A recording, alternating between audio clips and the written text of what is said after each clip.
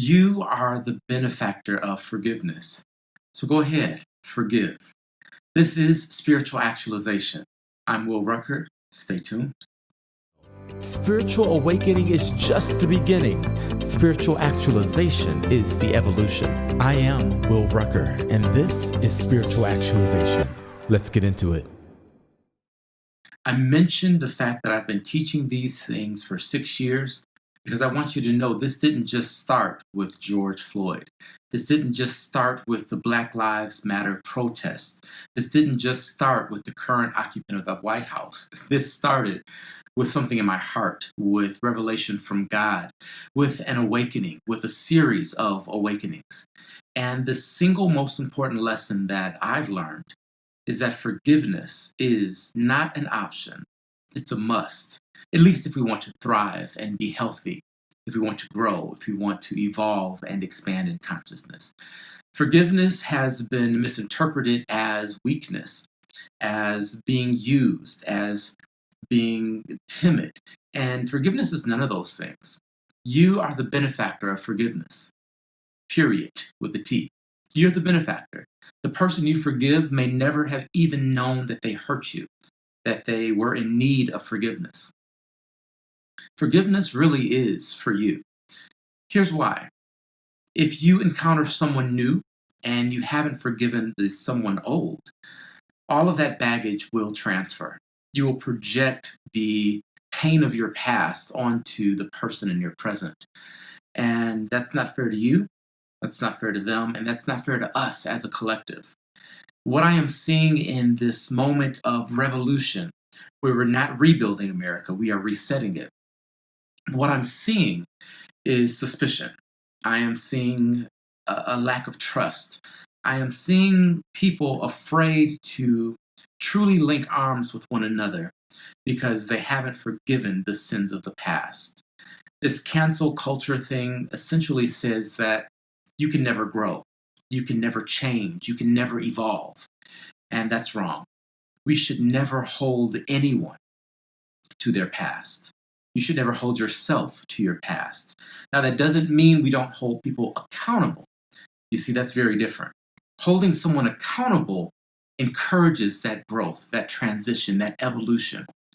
But when you hold on to unforgiveness, that bitter fruit taints the sweet taste of every new fruit you try. You have to let go. Yeah, I know. You're tired of hearing that. I get that. Oh my gosh, you can't tell me what to do. I can heal in my own time. No one can tell you when it's time to forgive. Okay. I'm telling you, it's time to forgive. I'm telling you, it's time to let go, to move forward, to rise above it, for your sake. Because there are too many people that don't know what to do in this moment, to be stuck dealing with the sins of their forefathers and those before them. It's not fair to any of us. We cannot get the fullness of this moment unless we forgive. It's just that simple. And that word forgive is loaded. I get it. It's a trigger. I get it. For those of us that have undergone extreme trauma, oh, I get it. I really, really do. And that does not mean we can't do it. You are so much stronger than you know. You are so much braver than you can imagine. You are so much bigger than you give yourself credit for. Marianne Williamson said, our biggest fear is not that we're inadequate. It's that we're powerful beyond measure. And that's the fear that traps us, that knowing, that deep inner knowing that we are fabulous, baby. We know how amazing we are. We really, really do. And it scares us because we've been told that that's pride. We've been told that we have to live up to expectations. And if we don't live up to those expectations, we get canceled. Right. Yeah, I get it. It is scary. But in this moment, this is our opportunity to reset not just America, but the world. You know, racism really isn't the problem. And I know now's not the time. We're dealing with Black Lives Matter. Focus on that. No, we need to focus on it for sure. And we have the opportunity to do so much more than just one thing. I think you're smart enough to walk and chew gum. I think you're capable of that, right? Well, the bigger issue here is the system. And system is simply really the accumulated thoughts and ideas and patterns that develop over time. And the system that we're in is one of hierarchy, of competition. We have the opportunity to reset the system and begin to live from a place of linking or collaboration. My spiritual community is called the intersection. We can live in the intersection now. We can meet each other and join together and then celebrate our successes. We can celebrate those things that make us uniquely special. Our differences are really what make us all the same because we are 7+ billion people of differences. And that is what makes us 7 billion people who are just alike. So this is an opportunity to end all isms and to get rid of this hierarchy, this structure of male domination. And FYI, spoiler alert, putting females into leadership is not the answer. Putting Black people into leadership is not the answer if they carry those old ideals with them. If we're still living from a male, masculine, ideal set value system, I don't know if I said that quite right, but I think you get it. We're still living with this male domination mentality. It doesn't matter if it's a female. If we're still living from a white supremacist mentality, it doesn't matter if it's a Black person. We have to completely reset the system, start at base level 0. And for some of us, it's going to be a sacrifice. I can tell you that I'm better off than a lot of people. Statistically, I'm better off than the vast majority. Although that 1% is still way better off than me, right? And I'm willing to give it all up so that we can all rise together.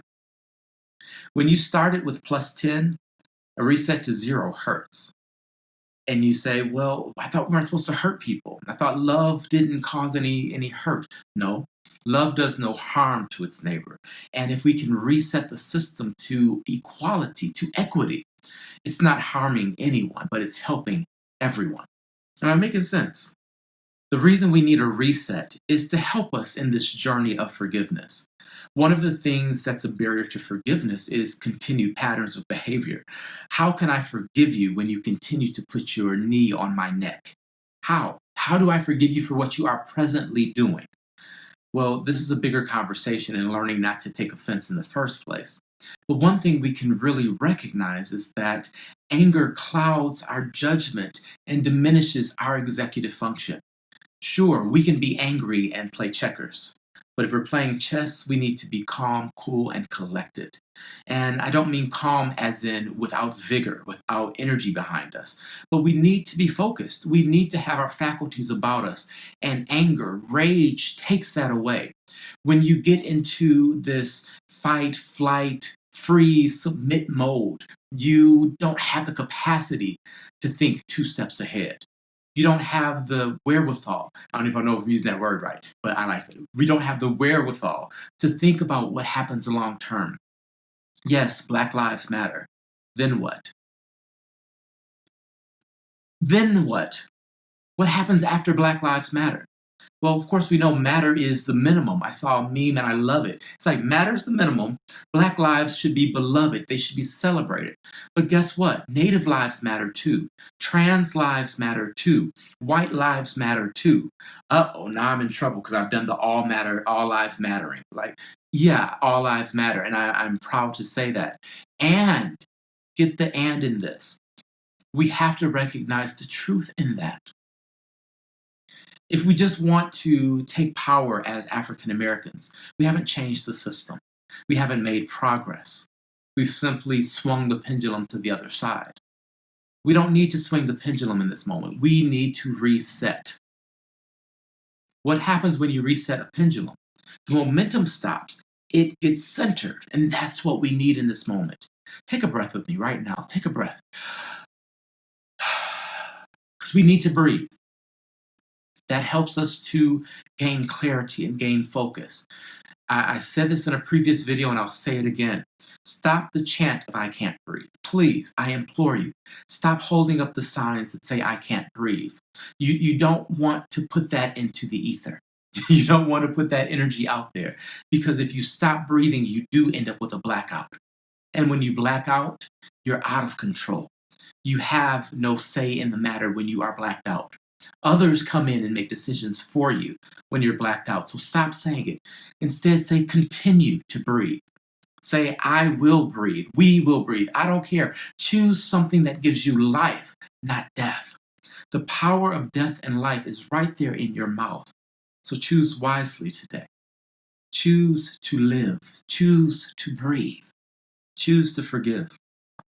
Don't say I can't forgive. Don't say I'm not ready yet.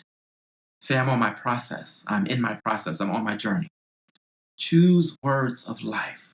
You can. You are strong enough to forgive. You know why? Because you're not just a drop in the ocean. You are the entire ocean in a drop. And guess what, baby? Unless all of the drops come together, there's still no ocean. So let us come together. Let us choose to forgive so that we can genuinely partner with each other. Have genuine relationships without suspicion, with true trust. Trust is the foundation of healthy relationships. So let's choose trust today. Keep your eyes open. We don't trust blindly. We trust with clarity, with vision, with precision. We trust with hope in our hearts, because without hope, what do we have? So choose love today is really what I'm saying. And know that I love you. And I'll see you in the next video. There's a global transformation of consciousness happening right now, and you are a part of it. It's the greatest shift in consciousness this planet has ever seen. And my assignment, my mission is to help you awaken to the infinite nature of your being, love. I help awakening people actualize their spirituality. I see what's there, what's really there, and I share those insights with you. My journey isn't mine, my struggles, my pain. It's all for this moment, for this time, for this place, for us, so that we can come together and reconnect as one, layers of one universe living as we ought, inspired, intrigued, interconnected, intersectional. Spiritual awakening is just the beginning. Spiritual actualization is the evolution. I am Will Rucker, and this is Spiritual Actualization. Let's get into it.